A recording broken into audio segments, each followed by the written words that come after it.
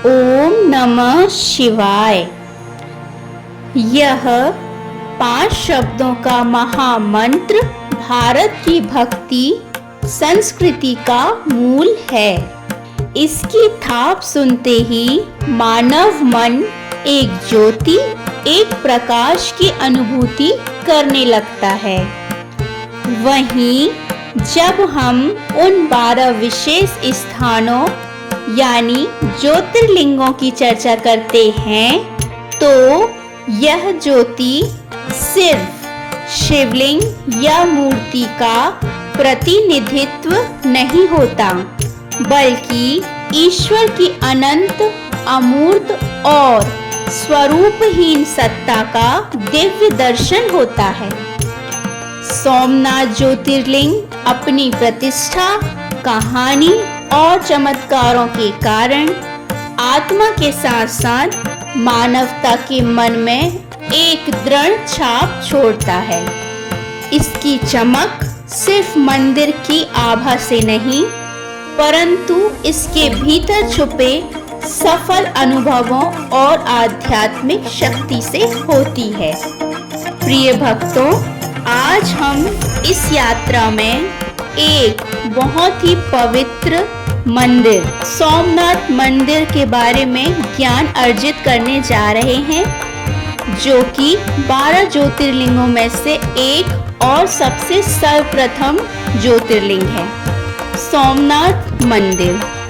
आज हम उसी के बारे में चर्चा करने जा रहे हैं। अगर आप भी उत्सुक हैं इस पवित्र दिव्य यात्रा में हमारे साथ शामिल होने के लिए, तो मेरे साथ इस वीडियो में अंत तक बने रहिए। एक बार फिर आप सभी भक्तों का स्वागत है आपके अपने चैनल यूनिक डिवाइन वर्ल्ड में। अगर आप इस चैनल पर पहली बार आए हैं तो इसे सब्सक्राइब कर लीजिए और बेल आइकन को हिट करना ना भूलिए, ताकि हमारी सारी अपडेट्स आप तक सबसे पहले पहुंच सकें। और अगर आपको यह वीडियो पसंद आता है तो इसे लाइक कीजिए और अपने मित्रों के साथ में इसे शेयर करना ना भूलिए। और कमेंट सेक्शन में मुझे ये ज़रूर बताइए कि आपको आज का यह वीडियो कैसा लगा।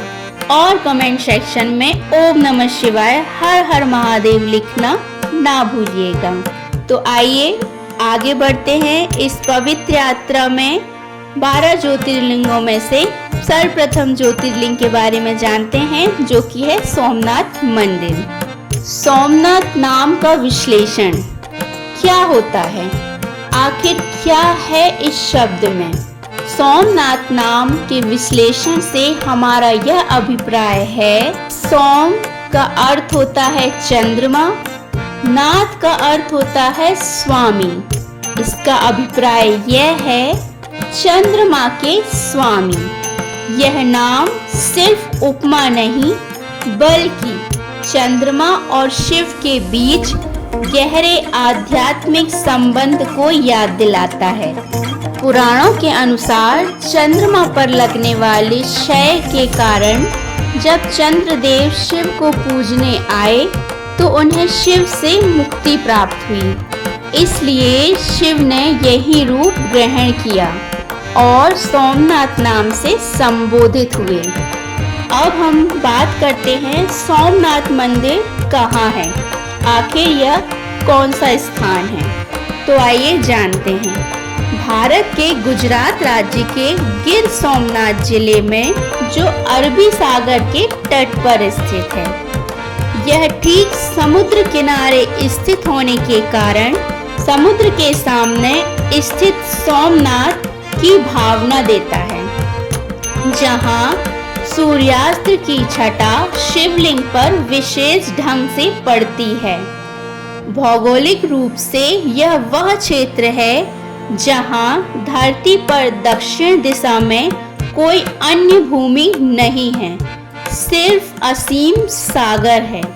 स्कंद पुराण, शिव पुराण, ऋग्वेद जैसे शास्त्रों में सोमनाथ की स्थापना एवं महिमा का वर्णन मिलता है। इसका इतिहास हजारों वर्ष पुराना माना जाता है।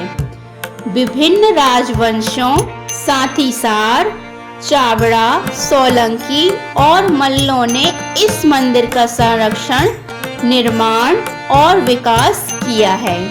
विशेषतया सोलंकी राजाओं का समृद्ध कलाकारी व मंदिर की पुनः निर्माण कला आज भी सोमनाथ में दिखाई देती है। यह मंदिर अरबी सागर की लहरों को पार कर खड़ा है। यह दर्शाता है कि धार्मिक आस्था समय और परिस्थिति से ऊपर होती है। इसके साथ ही इस जगह की भौगोलिक विशेषता की अगर हम बात करते हैं तो आबद्ध बिंदु से दक्षिण की ओर कोई भूमि नहीं है। मैदान, पहाड़ कुछ नहीं, सिर्फ समुद्र। ऐसे स्थान पर शिवलिंग की देहरी एक ध्यान साधना की अनुभूति कराती है। सूर्यास्त के समय की तीव्र आभा व लहरों की गूंज दर्शनार्थियों को आध्यात्मिक आनंद की अनुभूति कराते हैं। पुराणों के विस्तृत वर्णनों के अनुसार प्रजापति दक्ष ने अपनी पुत्रियों से कई देवताओं का विवाह कराया था और उनमें से एक थी चंद्रमा यानी सोम। चंद्रमा विशेष रूप से रोहिणी नक्षत्र के प्रति अत्यधिक अनुरक्ति रखते थे, जिसके कारण बाकी देवियां असहज हो उठी। दक्ष ने क्रोध में आकर चंद्रदेव को क्षय रोग का श्राप दिया, जिससे चंद्रमा का तेज अंधकारमय रूप में बदल गया और वह धीरे धीरे कमजोर व वितृष्ण हो गया। अपनी दशा से उद्धार के लिए चंद्रमा चिकित्सा और अन्य उपायों में असफल रहने के बाद प्रभास क्षेत्र यानी वर्तमान सोमनाथ में पहुँचे और वहां भगवान शिव की अर्चना करने लगे। चंद्रदेव ने 13 दिन तक शिव जी की तपस्या की, जल अभिषेक, धूप दीप, रुद्र अभिषेक किया और अंततः शिव प्रसन्न हुए। शिव ने कहा, तू शत्रु से मुक्त हो चुका है, तेरे तेज की पुनः वृद्धि होगी, तेरा स्थान सोमनाथ कहलाएगा। इस प्रकार शिव ने चंद्रदेव को कल्याण दिया और इस पावन स्थली को सोमनाथ ज्योतिर्लिंग के नाम से प्रतिष्ठित किया गया। कहा जाता है कि चंद्रमा की विजय और शिव की कृपा से समस्त लोकों में संतुलन बना।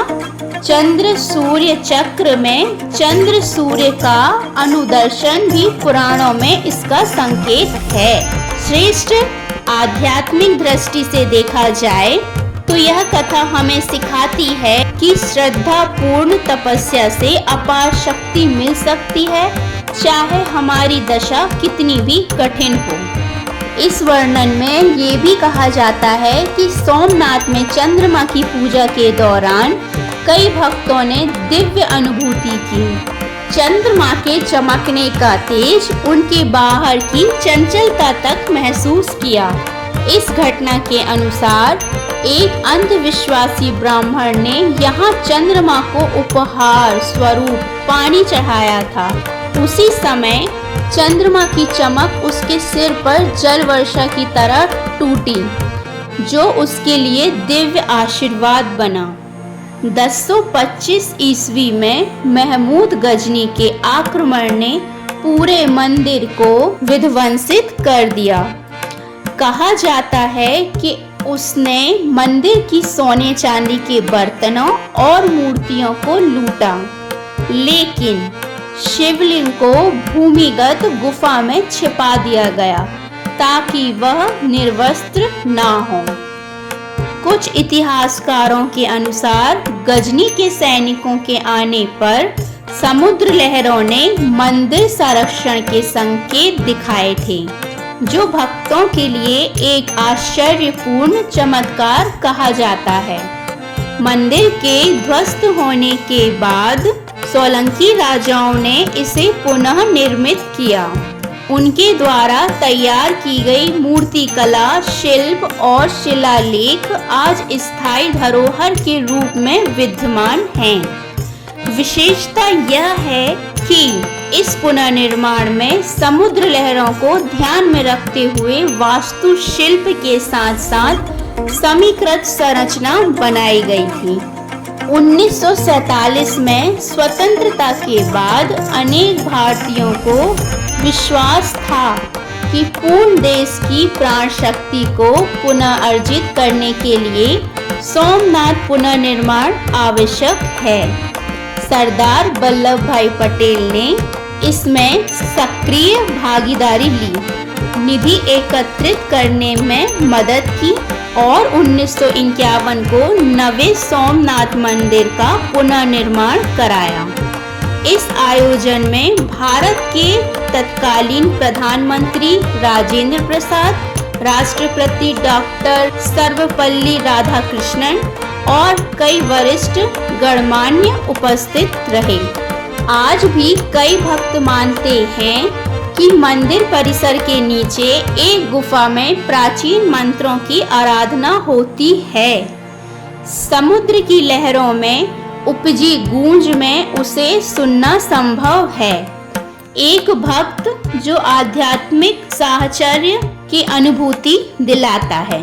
तो ये था हमारा आज की इस पवित्र यात्रा का पवित्र वर्णन। तो ये था हमारा आज का वीडियो जिसमें हमने जाना सोमनाथ मंदिर के बारे में। आखिर इस मंदिर का क्या महत्व है और ये 12 ज्योतिर्लिंगों में से सर्वप्रथम ज्योतिर्लिंग है। आज हमने जो ज्ञान अर्जित किया ये यहीं पर समाप्त नहीं होता है। अभी इस पवित्र यात्रा का और इस सोमनाथ मंदिर की और भी विशेषताएं हैं जिसकी चर्चा हम अगले वीडियो में करेंगे, क्योंकि इस सोमनाथ मंदिर की इतनी विशेषताएं हैं कि जिसे एक ही वीडियो में सम्मिलित मैं नहीं कर सकती हूँ।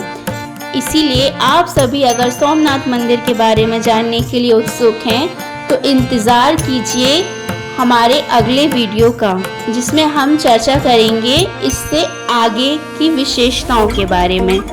अगर आप भी चाहते हैं कि ये ज्ञान और भी लोग अर्जित करें तो इस वीडियो को शेयर करना ना भूलिए। और सोमनाथ मंदिर के बारे में और भी आगे का रहस्य जानने के लिए बने रहिए हमारे इस चैनल पर यूनिक डिवाइन वर्ल्ड के साथ में। मिलती हूँ आपसे नेक्स्ट वीडियो में सोमनाथ मंदिर की आगे की विशेषताएं और इस भक्तिमय यात्रा के साथ में। तब तक के लिए बने रहिए इस चैनल पे और आने वाला नेक्स्ट वीडियो देखना बिल्कुल भी मत भूलिएगा। आज के लिए इतना ही, मिलती हूँ आपसे नेक्स्ट वीडियो में। तब तक के लिए खुश रहिए, अपना ख्याल रखिए। ओम नमः शिवाय, हर हर महादेव।